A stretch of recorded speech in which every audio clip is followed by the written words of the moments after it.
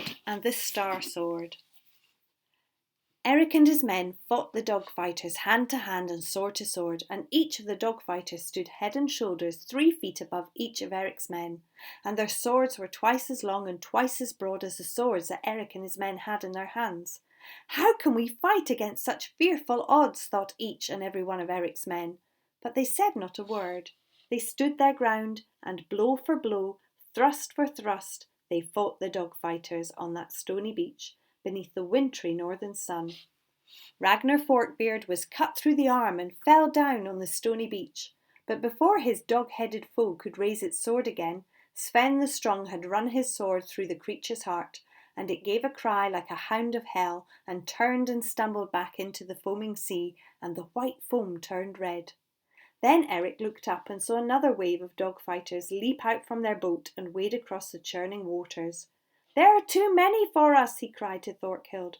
"Too many or too few, what choice have we?" shouted Thorkhild, and he dived to miss the swinging blade of the biggest of the dog fighters, he whose helmet was made of gold that shone so bright it reflected the flashing of 100 swords. Then Thorkhild grabbed the creature by the foot and pulled with all his might so that it toppled from the jagged rock into the boiling waves. And Thorkhild caught its mighty sword as it flew from its hand, and with one blow he severed the creature's head in its golden helmet. The head roared for a moment, and then it roared without sound, and then it rolled beneath the waves, and Thorkhild turned with his new sword held high above him. At this moment Eric heard a strange noise. It was like a groan from hell, and he looked and saw the dog fighters stopped, still, staring at the sword that Thorkhild held. Whereupon Eric's men seized their chance and cleaved those terrible creatures through to their backbones, each and every one of them, so that before they had turned to fight again, they were already dead upon the stony beach.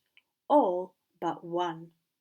And that staggered towards Thorkhild, still gazing at the sword, the bright blood oozing from beneath its helmet, and it stretched out its hand towards the great sword, and they heard it say one word, "Star Sword," before it too fell onto the stony beach. Then Thorkhild moved forward, still holding the sword above his head, and the second wave of dog fighters had frozen in their tracks and stood there motionless in the rolling sea, with the waters breaking about them, staring at the sword. But as Thorkhild stepped into the waves himself, they turned and surged back through the waters to their ship. And at this a great cheer went up from Eric's men, there where they stood. But Eric did not cheer. He gripped his sword and cried out, "We must stop them going back to whatever hellish land they came from, lest they return here with more of their kind." But Eric's men looked at each other and murmured, "We could never fight them in those icy waters." And Eric, seeing his men hesitate, turned to them and said, "You think we've won a great victory? But what when we are gone? Who then shall prevent these hounds of hell from returning to take revenge on the old enchanter and his daughter?" "But the sea is deep," cried his men. "The waves are cold. Our swords would be frozen in our hands." "Where is your courage?" cried Eric. But then the old enchanter stepped forward and said, "They are right. How could you fight these creatures amidst the icy waves? And see, they have already reached their ship. Best let them go." "I have sworn to protect your daughter," replied Eric. "Our victory just now was but to protect ourselves. Unless I prevent these creatures going, I shall have broken my vow." Then Sven the Strong stepped forward. "I will come with you, Eric," he said. "Though no one else goes with us, you shall have my sword beside you." And then Ragnar Forkbeard rose up on his good arm and said, "I too will come." And he struggled to his feet with his arm's blood still streaming onto the rock. Then Eric's men hung their heads. They were put to shame by their wounded comrade, and one by one they stepped forward to join in the desperate venture. "You will all die," called Freya, the old enchanter's daughter. "Do not go after them," cried the old enchanter. But Eric and his men moved to the water's edge. "Stay where you are," said a third voice, and they all turned to see Thorkhild standing where he was, the star sword still held above his head.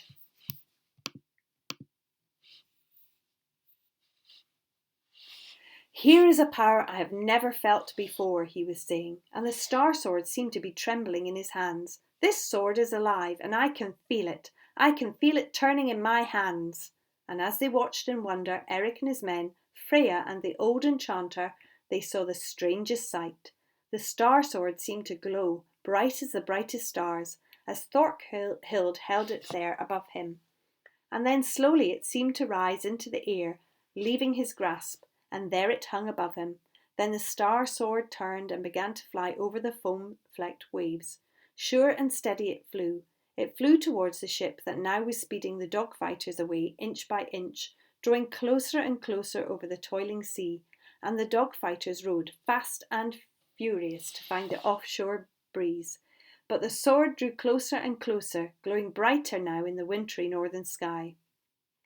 "Who has ever seen such a sword as this?" said Eric, as they gazed from the shore, and saw the strange ship with the round sails catch the wind and start to run before it. But the star sword seemed to catch the wind too, and before the ship reached the horizon, Eric and his men saw the mighty sword strike it.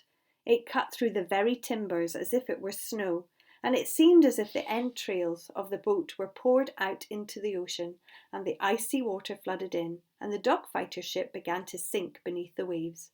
And then the sound reached the shore, faint and far off, like the braying and barking of all the hounds of darkness.